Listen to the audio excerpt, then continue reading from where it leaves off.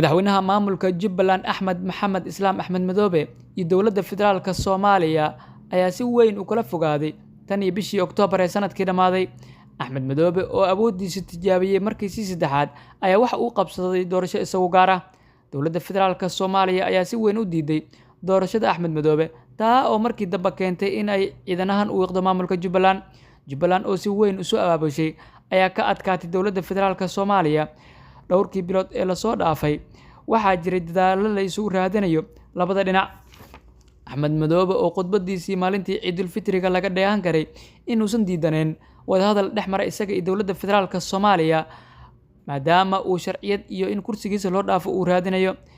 Dhinaca kale, madaxweynaha Soomaaliya waxaa laga soo wariyay in ay dabacday aragtidii colaadeed ee uu u qabay madaxweynuhu Axmed Madoobe, inkasta oo uu ilaalinayo dareenka ra'iisul wasaare Xamse Cabdi Barre ka oo ay la fogaatay dagaalka Axmed Madoobe.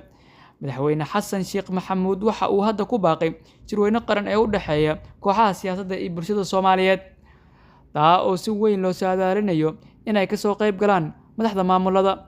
Haddaba su'aasha la isweydiinayo waxa ay tahay, sidee laga yeelayaa Axmed Madoobe? Ma la casuumi doonaa iyada oo la ogyahay khilaafka siyaasadeed ee dowladda Soomaaliya iyo isaga u dhaxeeya?